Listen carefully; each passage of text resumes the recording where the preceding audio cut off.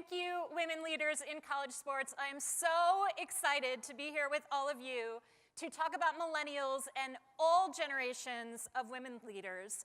But I know this topic is really popular, so I wanted to just ask at the beginning, how many of you have already sat through some sort of presentation about the millennial generation? How many of you have actually given your own presentation about the millennial generation? This is a hot topic, and there is a reason why, and it starts with the simple numbers. As of May 11th, 2015, at exactly 1:10 p.m. Eastern Standard Time, millennials officially became the largest generation in the US workplace. Millennials are so ubiquitous, and so is women leaders in college sports, that I was upstairs in my hotel room getting my makeup done, and my millennial makeup artist said, you know, I used to play basketball at TCU, and she came here to be with all of us because Patty and the wonderful team at Women Leaders invited my millennial makeup artist, who also is a woman leader in college sports, to join us today. So millennials are everywhere. Women leaders are everywhere. We've filled this room. Thank you so much for being here today. So millennials are the biggest generation, and they're everywhere. Unfortunately, this is not considered good news by a fair number of people, including our esteemed media. I just picked a few of my favorite magazine covers, book cover stories that, quote, shame the millennial generation. So I'll read you some of my favorites. The me, me, me generation. Millennials are lazy, entitled narcissists who still live with their parents. The dumbest generation, how the digital age stupefies young Americans and jeopardizes our future, or don't trust anyone under 30.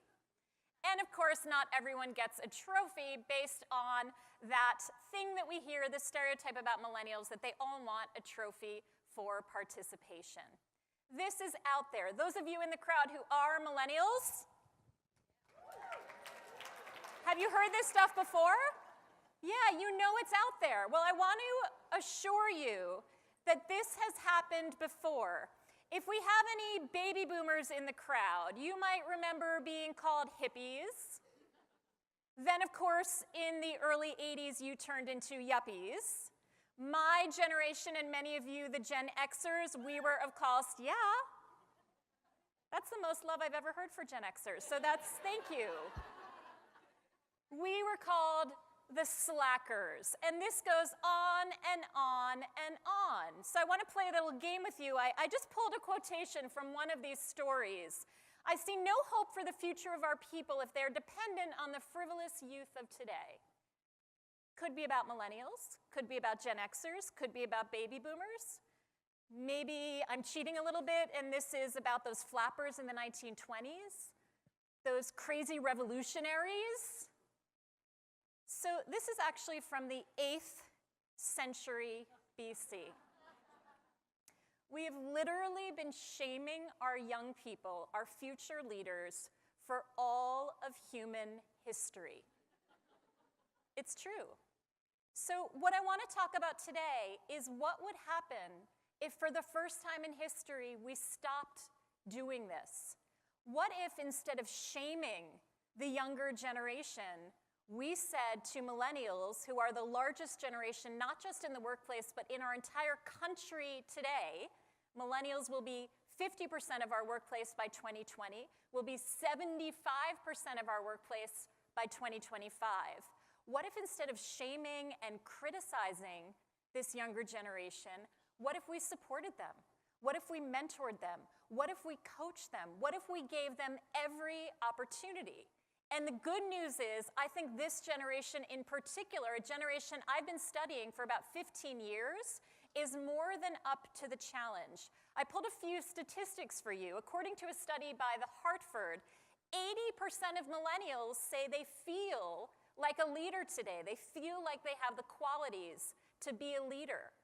According to Ernst & Young, EY, 62% of millennials, aged roughly 20 to 35 today, are already in positions where they may not have the title of manager or a job where they're officially overseeing people, but they are managing the work of others. So I want to make the business case for supporting millennials. I don't just think it's the right thing to do. I think for each of us as individuals and leaders of organizations on campuses across the country, that we cannot see generational change as a problem to bemoan, as a challenge to overcome and roll our eyes about. I think this is the greatest opportunity of the past half century, because if we support millennials, our own careers will be stronger and our organizations will be stronger as well. So today I'd like to build, over the next 40 minutes or so, each of your personal toolkits, whether you are a millennial yourself and a current or future leader, whether you lead a department, a team, whether you lead an entire organization. I want to give you different strategies and ideas and tools and stories to help you build your own plan to go back to your campuses and support this next generation. We often talk about millennials as students. Gen Zs are actually coming up behind them, so we'll talk about your Gen Z students as well. But millennials are our future leaders in this industry, in our country, and in the world that Patty mentioned is in a really tough place right now. Millennials, I think, are going to be the way to lead us out of it. So I've already thrown around all these generational terms. I want to go through the stats and the numbers and the details with all of you. Some of you have probably seen a lot of this before. So I will review the generations. This is very American, so if you were raised in another country, spent significant time, the names and the years are different. But this is a story here in the United States of the generations. We start with the traditionalists, the World War II era. Most women of this era are staying home with their families, not as often in the public sphere, not all, but the majority. There are only about 50 million Americans born into this first of the generations that we're going to talk about today. The reason is that the size of a generation tends to follow the economy. So in tough economic times, there are fewer babies born. People are more pessimistic, can't afford it. In boom times, as we'll see with the baby boomers, people tend to have more children. So with the Great Depression, with the Second World War, we see a smaller generation. And generation size is based on birth. Certainly generations grow, people immigrate to this country, but we start with the size of the generation. This was a generation where about 50% of men served in the US military. Pride, loyalty were tremendously important. You wouldn't even change professional sports teams to play for a rival in this generation. That's how loyal people were to the teams that they played for. In the workplace, this meant that you would likely work for the same company or organization your whole career and retire with that proverbial gold watch. So this generation is very much what I think of as corporate America. Hierarchical, structured, loyal. After that, the pendulum swings with the economy to a very, very different generation, the baby boomers, born about 1946 to 1964. This generation is huge compared to the traditionalists, 76 million baby boomers. From the minute boomers are born, they are dominating everything. They are dominating culture, they are dominating art, they are dominating fashion. For the first time in American history, we look to young people to see what's cool and trendy, not to people who have more experience. So you see the rise of rock and roll, you see the invention of being a teenager. You have, of course, the women's rights movement, you have the civil rights movement. So more people enter the workplace. People then get a little bit more competitive. You grow up with more siblings. You grow up with more kids in your classroom. Now women and ethnic minorities are getting in. So now it's no longer what team are you on, but what size is your office on that team? And how big was your bonus on that team compared to everybody else? And because of advertising and television, status becomes more important. Brand names become more important. And this generation dominates American business, American education, American culture for roughly 4 to 5 decades. I think those of us who have come of age in the workplace in the past 20, 30, 40 years, sometimes we don't realize how baby boomer a world we live in. Even today in 2017, when all baby boomers are over the age of 50, 75% of governors of states in this country are still baby boomers. 2/3 of congresspeople elected in this country are still baby boomers. Mick Jagger has been cool for like 55 years. Unprecedented how dominant the boomers have been. One of the reasons that people ask, we've had young people come up in the world every year forever. Why are the millennials such a big deal? The answer is because boomers have been so big for so long and were followed by such a small generation, the Gen Xers. Millennials are the first time in decades that anything has challenged the dominance of the boomers. So I mentioned I'm a Gen Xer, already heard from some of you in the crowd. Gen Xers are very, very small compared to the boomers and millennials on either side of them. Only about 55 million of us born into this country. Gen Xers were born approximately 65 to 80. Those are somewhat approximate terms, but they're measured based on those birth rates that we talked about. And Gen Xers are called the baby bust. We are born during tougher economic times, the energy crisis, times of inflation. This generation comes of age at a time when things domestically are a little bit scarier. Whereas baby boomers got to come home to their suburban houses and play stickball on the street and have their mom, June Cleaver, bake them cookies in their living room, Gen Xers came home and our parents said, you can't go outside, it's too dangerous. Gen Xers came home to the fact that 50% of our parents were getting divorced. The latchkey kids are the Gen X era of the absolute massive rise of the divorce rate in our country starting in 1968. We have fewer children in our families. We have fewer kids at school.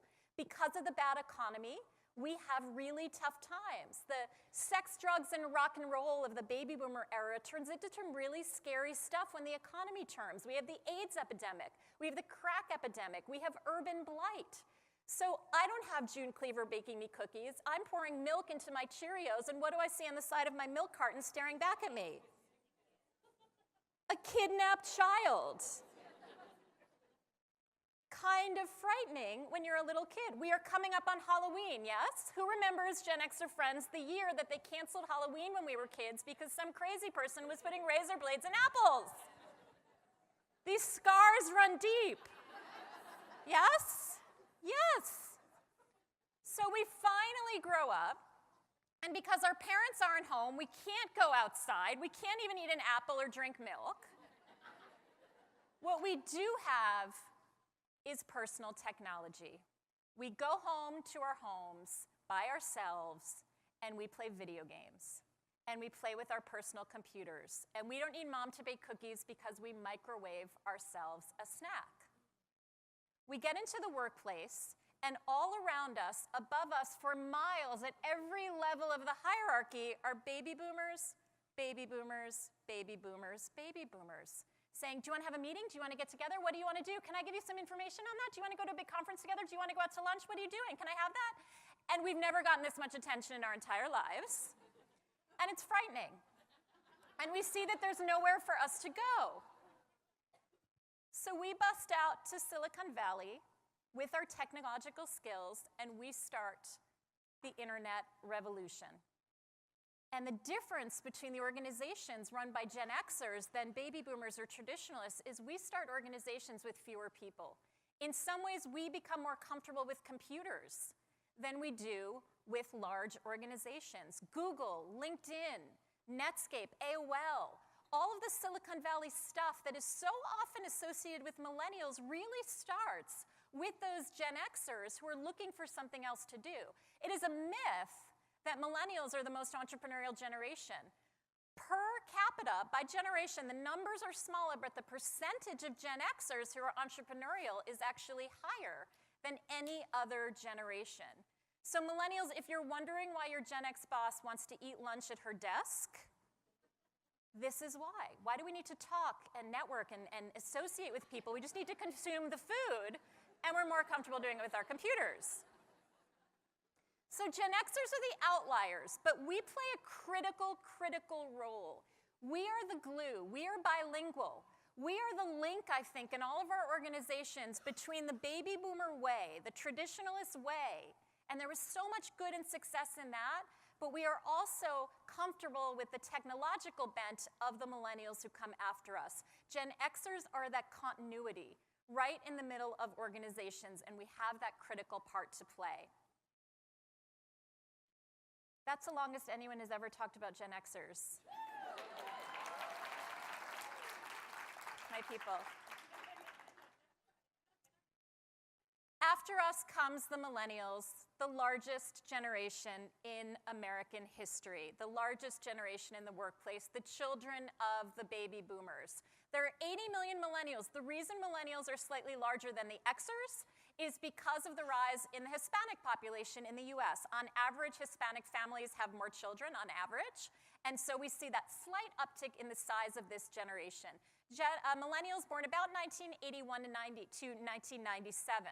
You see a bit of differentiation in the numbers. I go with the Pew Research Center numbers, but you might see some variance. Also, some of you may feel more like what we call cuspers, where you were born kind of in the middle of two generations, or you had older siblings. Very, very normal. I also know a lot of people just feel like they're part of a different era. I cannot tell you how many boomers come up to me after my presentations and say, you know, I'm a boomer by age, but I think I'm really a millennial. Never goes the other way. You know, millennials don't feel like boomers, but boomers often feel a little bit younger. So we see that variation. And what drives each generation is a little bit different. And I don't want to stereotype, and we are all unique individuals driven by so many factors. We have our Myers-Briggs personality type, our birth order, our star sign, region of the country we're born in, our personality, introvert, extrovert. There's so many different ways to categorize people.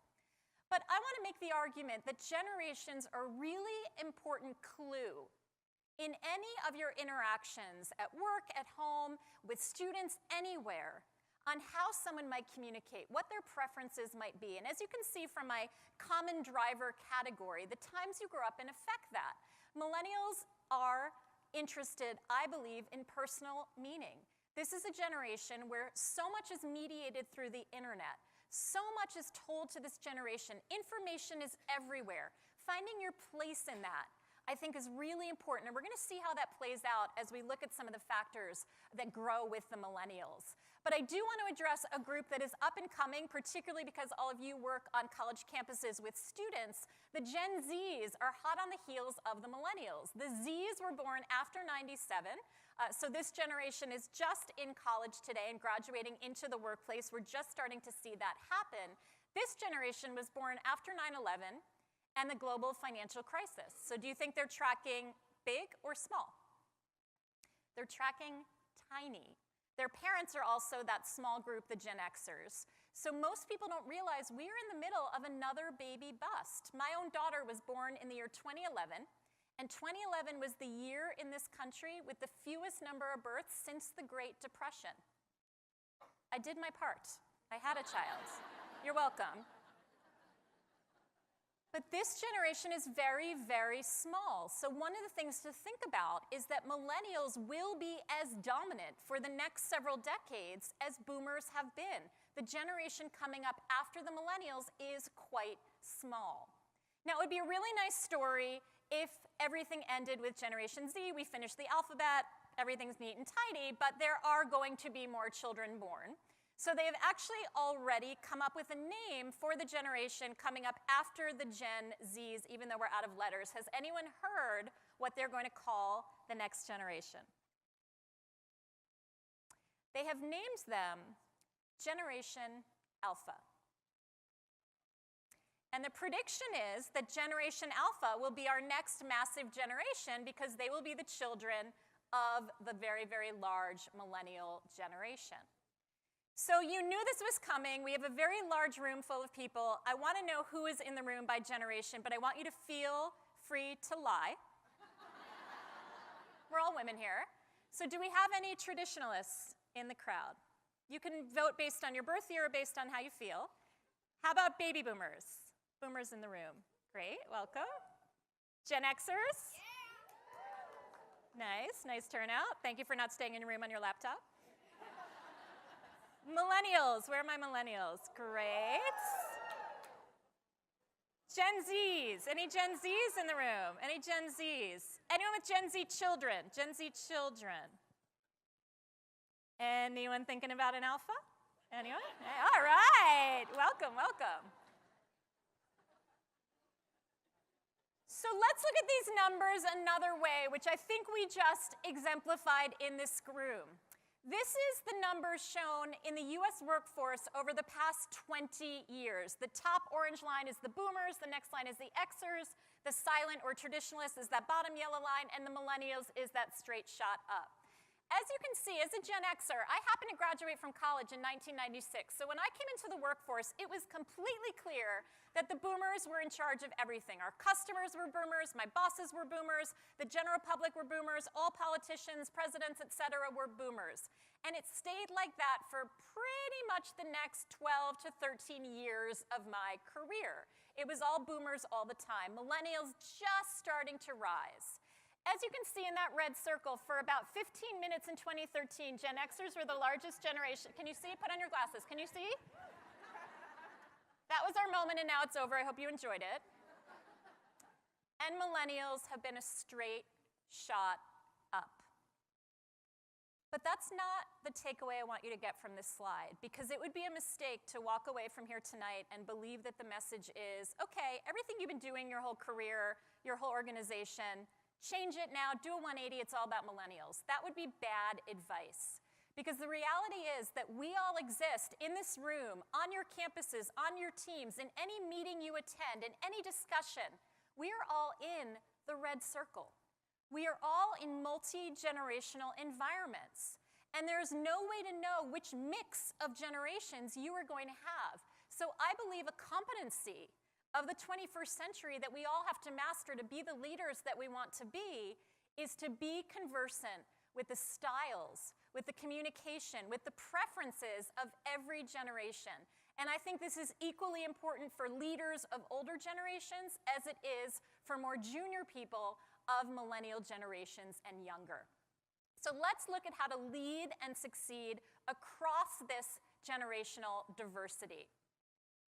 First, I want to say, this is not the job just of leaders. And I love this New Yorker cartoon. I'll have someone from my generation get in touch with someone from your generation. That's not possible. We cannot choose who we are meeting with, who we are managing, who we are leading. 38% of Americans today report to a boss who is younger than they are. The mix is everywhere. So this is not about managers coddling a younger generation. This is not about choosing one generation being right and another generation being wrong. This is in any situation looking at what is best for the organization, what is best for the outcome we want to achieve. It's not about bending one way or the other. It's about flexing for all of these different preferences and whether the decision is to continue something we've done for 30 years or to do something completely new, we are in it together. And I think there are three themes to embrace no matter which side of this conversation you are on. The first is in the area of leadership. For many previous generations, leadership meant command and control. Do as I say, whether you are a parent, a teacher, a boss, a marketer, a president, or CEO. Today, we are in much more of an environment of coaching and personal development. Not being the, quote, right way to lead, but being the way that is most effective for all generations. The second theme comes to experience, the experience of being at work, the experience of being a customer of a product or service. In the past, in the days of the assembly line, it was about uniformity. It's safest, and it's easiest, and it's best if everything can be applicable to all, uniformity. And now we all know, particularly as consumers, that we expect customization and variety. And then, of course, in the area of communication with the internet, many of us used to be on a need-to-know basis. Now, we are in an environment of much more transparency and believing that everyone should have a purpose in the work that they do. So let's start talking a little bit about leadership. In the past, we did as we were told. Leaders told us what to do. Now, the messages everywhere are express yourself. Be who you are. Make a contribution every minute of the day. And this is played out in statistics. PricewaterhouseCoopers did a study of millennials, and they said, why did you take your first job? For every generation prior to millennials, the answer was, it paid me the highest salary. Millennials, 20% said money is the most important thing to me, but 65% of millennials said, I want to take a job that helps me grow. I want to take a job that helps me develop as a person. That's what I want from work. Now, you can criticize that and say, that's not what work is about. Or you can say, this is a generation that wants to be coached. They want to be molded. Why is it a bad thing when a generation wants to make a contribution on their first day of work? We should celebrate that. And when PwC went on to ask, well, what kind of personal development do you want? The number one answer was that millennials want all of you. They said, I want to work with strong coaches and mentors. I don't want to sit and study on my phone.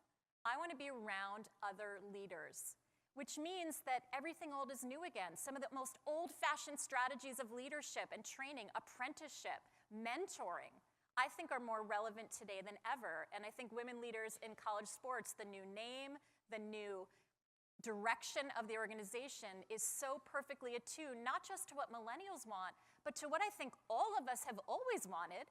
We just didn't necessarily think that we could get it.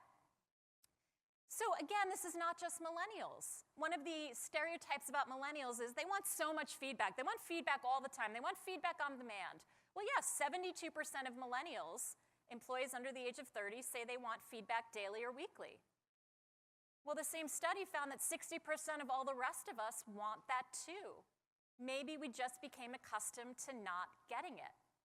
The bad news is that universally, we are terrible at teaching people how to give feedback, how to be good managers. This is a famous study from the Harvard Business Review that found that the average age that someone begins to manage other people is age 30.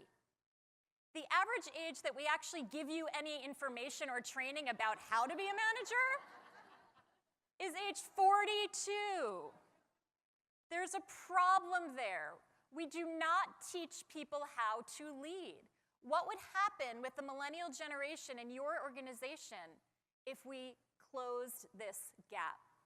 How do we do it? A couple of takeaways. I am a huge fan of the business classics. Nothing I'm going to suggest today has been around for a few minutes. These are classic strategies to be a good leader. We just haven't shared them enough.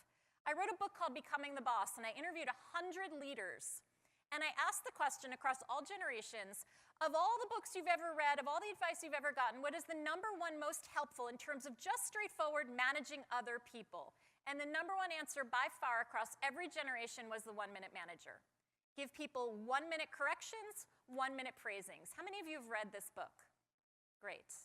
So this book originally came out in 1982, 35 years ago. I don't think it's a coincidence that it was republished for the first time in a new edition in 2015. It is more relevant than ever. By the way, at the end, I will share with you a list of all the resources in this presentation, and my slides will also be available through Women Leaders in College Sports. So read the classics.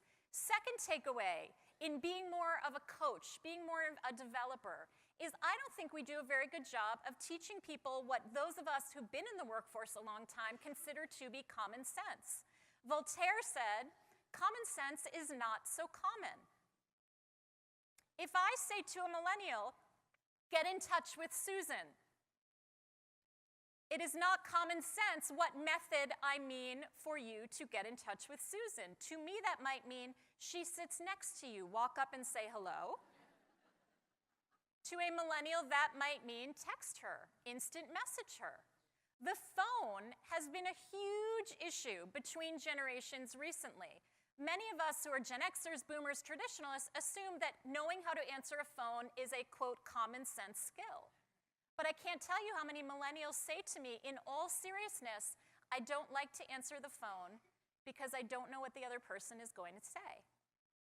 Because when you grow up without a landline, when you grow up always knowing through caller ID who's calling, when the vast majority of your communication your entire life has been through email, it can be stressful to answer a phone professionally. Now, I don't recommend that you offer a training program to your millennial employees called How to Answer the Phone. What I recommend is that you offer a program on how to answer the phone, but you call it something like Executive Communication Skills for Future Leaders. But we now have to teach how to answer the phone. Another huge trend that we're seeing across corporate America and higher education is reverse mentoring. Jack Welch pioneered this when he was CEO of GE. In the 1990s, Jack Welch was one of the most famous, successful, praised CEOs in the United States. And then the internet came along. And he said, I don't get it. I don't understand how this is going to impact my business. And very, very deliberately, and I think it had excellent results, he said, not get me an intern or get me a kid. He said, get me a teenage mentor. Get me a teenage mentor to sit and use the internet with me. And the concept of reverse mentoring was born. So many executives today have mentors, and they use that word, of younger generations to help them understand the major changes that are happening in technology. Never before in history have young people had a skill the day they walk into the workplace that an executive with 50 years of experience wouldn't have. The internet, social media has changed everything. And it is a mistake to not tap into that knowledge every chance we get. I know a manager who every week walks in and says to his youngest employee, put a new app on my phone for me. I want to see what you're using, whether it's Snapchat, Venmo, Tinder, I mean, it could be anything. I don't judge, but I want to know what you're using. Mentoring is critically important for an older person, more experienced, to give wisdom to a younger. I think the opposite is true as well. And for those of you who are future leaders, a complaint that I get about all of you is, well, millennials say they want feedback, but then they don't implement it, and they don't seem to want negative feedback. The very best way to get more feedback, to get more coaching, is to take the feedback and coaching you receive and report back to the person who gave it to you. Thank you for your advice, I implemented it. Here is what I did. And for reverse mentors to do the same. That loop is what really moves things forward. Now let's move on to experience, this cultural shift everywhere, not just in the workplace, from uniformity to a desire for customization and variety. So in the past, Henry Ford was famous for saying you can have any color Ford you want as long as it's black. And now I would venture to guess that every single person in this room has a unique Starbucks order. You would not take a child, a little Gen Z, to buy a teddy bear today. You take them to Build-A-Bear and allow them to create the exact bear that they want. Everything that we have, we expect to be customized. So it is natural that this would bleed into the workplace. Just ponder for a minute Amazon. Raise your hand if you have never shopped on Amazon.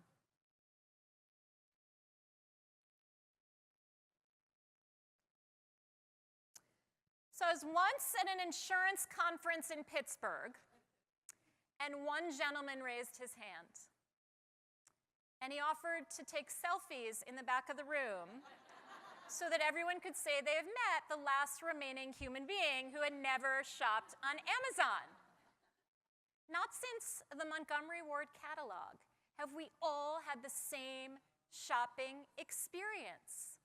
Even if one or two of you have not, we all know what it is. It is unlimited variety. I can have anything I want in any combination. I can see what thousands of people have said about that before I buy it. Amazon will tell me what else I should buy because I bought that. And it's always right, is it not? It is always right. I can do it on my phone, and in New York City where I live with Amazon Prime now, I can have it delivered in under an hour. Now, I'm not saying that you should turn your organization, your team, your department into Amazon, but where can you be more Amazon-y? For instance, I'm thinking of taking a job working for Patty Phillips. What have other people said about working with Patty Phillips? What have other people gone on to do if they've worked for Patty Phillips? If I enjoy working for Patty, what other jobs might I enjoy in other departments? We are eventually going to have that information. Media Brands is an advertising agency, and they were having trouble recruiting, and so they changed their recruiting process to be more like Amazon.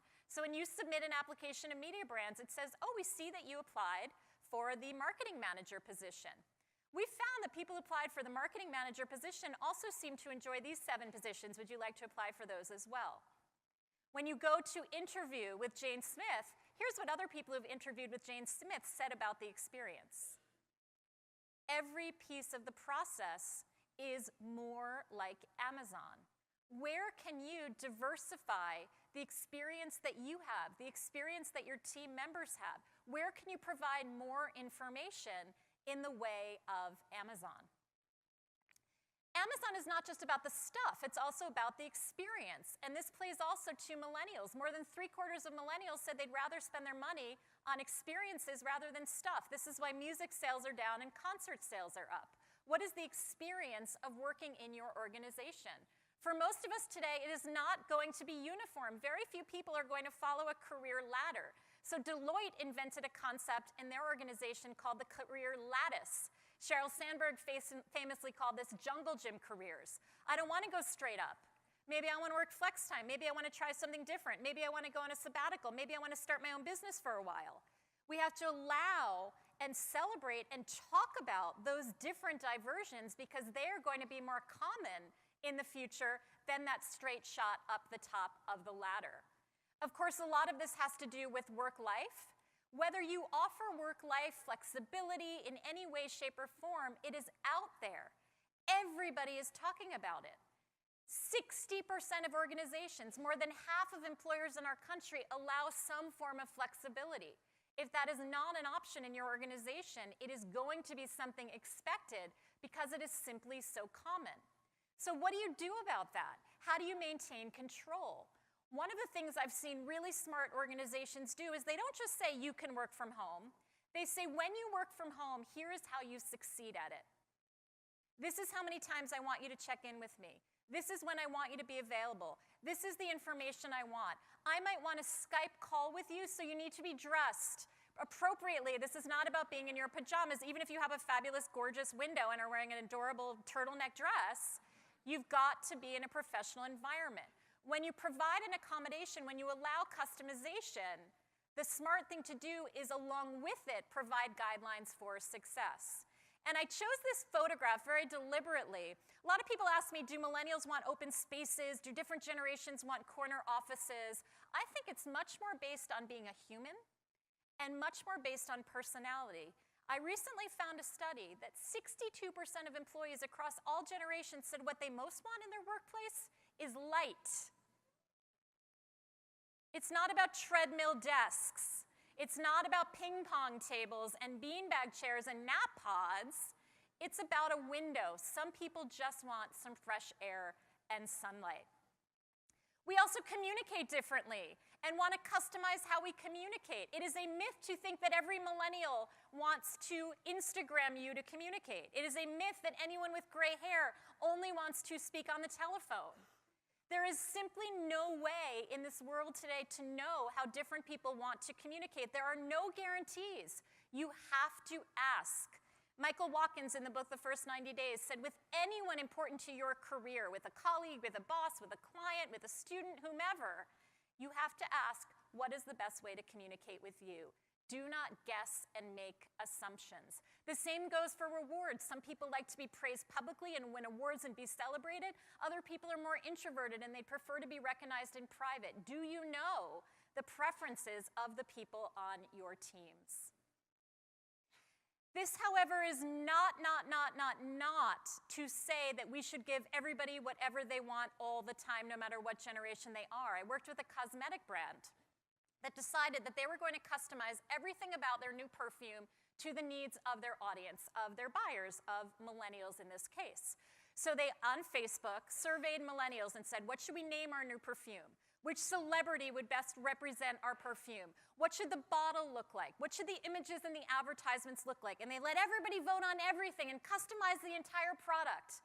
The really big problem was they asked the general public to combine the mix of smells in the perfume. Now, the general public is really good at customizing a lot of stuff to how we want it. We are not, however, I'm sorry to break it to all of us, experts on how to make a scent that smells good. The perfume smelled bad. What this cosmetics company did incorrectly, I believe, is they forgot about their fundamentals. I am not saying that you change everything for millennials. I'm not saying that you say to your employees, whatever you want, however you want it. There are things that do not change. You as a leader decide what those are, and then we flex around the edges because we do not want organizations that smell bad. Last topic is communication. In the past, there were a few voices, the Pope, the President, Walter Cronkite, the big boss, who told us that's the way it is. Now, everybody has two-way communication all the time. We have tools on the internet, Twitter in particular, where everybody wants to have a voice. Everybody wants to have their say. I had someone say to me recently, I brought a millennial, a brand new employee, to a meeting with very senior people, and she talked. Doesn't she know when you're the most junior person in the room, you don't talk? And my question was, did you tell her that? Common sense is not so common. And he said, no, she should have known. But I believe we all think that we're not doing the right thing if we don't speak up. We have so many tools, particularly millennials who are raised into this environment, that we want to use our voice. We assume that we have to be transparent. We also want to make sure that in every moment we are displaying our purpose, we are giving meaning to our lives, we are making a real contribution. We also have unprecedented access to the most senior people in the world. You can take a selfie with world leaders, presidents, CEOs, say, what do you think? Tell me your thoughts. So it's a huge disconnect to say to a junior person, you can't come to that meeting. You can't meet my boss. You don't have access to that. When we grow up thinking that everyone is accessible and everyone is authentic and reachable, we have to explain why something might be private, why something might be secret, why something might be off limits, because the assumption nowadays is that we can reach out to absolutely anyone. So what do you do about that? Everyone can't be accessible all the time on demand. Is Stanford University in the house? Yay, hi. Hi, Stanford. So I pulled you as one example. Penn has done this, Smith College has done this. A lot of universities have started efforts to show the vulnerability and authenticity of their leaders. This happens to be the Stanford Resilience Project. But those of you who are leaders, those of you who want to be leaders, showing that we are humans, that we are not perfect, I think is a tremendous way to be more transparent with the young people who work in our organizations. The Stanford Project has professors admitting to failing their first test, to admitting that they didn't get into their first choice medical school or college. The more we can be honest about the reality of success in leadership, the more we can train future leaders who are not just good at their jobs, but are also authentic in the roles that they're taking on. Millennials who have seen world leaders up close on social media expect those around them to be as human as the people that they're seeing reveal themselves in other ways. We also have to show gratitude for people at every level. The contributions of people at all levels are much more transparent than they used to be. A law firm named Perkins Coie, which is one of the very few law firms that has made the Fortune 100 Best Companies to Work For list, they found that people were not being recognized. Their culture was not as positive as they wanted it to be. People were bitter. They didn't feel appreciated. So they decided that once a month, every single employee, every lawyer at the firm would get a pack of thank you notes on their desk every month. And the firm said, send all of these this month. And a lot of the senior partners said, well, no, that's just giving millennials trophies for participations. They didn't earn that. And the leaders of the firm said, that's not true. You choose who you give a thank you to. You choose who you recognize and acknowledge, but we have to get into this habit. So I told this story at a legal conference, and I was a little nervous they would think it was cheesy. And one woman got up and she said, I'm an employment lawyer, and one of my jobs is to listen to the employee complaint hotlines for my clients. And she said, I cannot tell you how much litigation this would save, because almost every call to a hotline begins with, she never says thank you. He never acknowledges my work. This small act of making people's contributions transparent, of acknowledging them, of saying a simple thank you, can change organizations for every generation. So that's on the personal level. On the organizational level, KPMG, one of the big four accounting firms, often ranked the lowest of all the big four in the 100 best companies to work for list. And they didn't like this. They wanted to change it. And so the new chairman of KPMG, who happened to be a woman, said we need to reconnect people with the purpose of the work that we do. They created something called the 10,000 Stories Project. at the challenge. And the 10,000 Stories Challenge, they ask people not, what is your job? Oh, I'm an accountant. What do you do? What is the purpose of your work?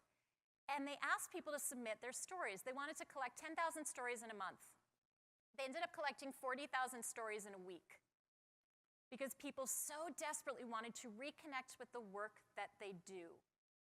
Maybe I'm not an assistant athletic director, but I build people's power. I build people's future. I support young people. I create opportunity.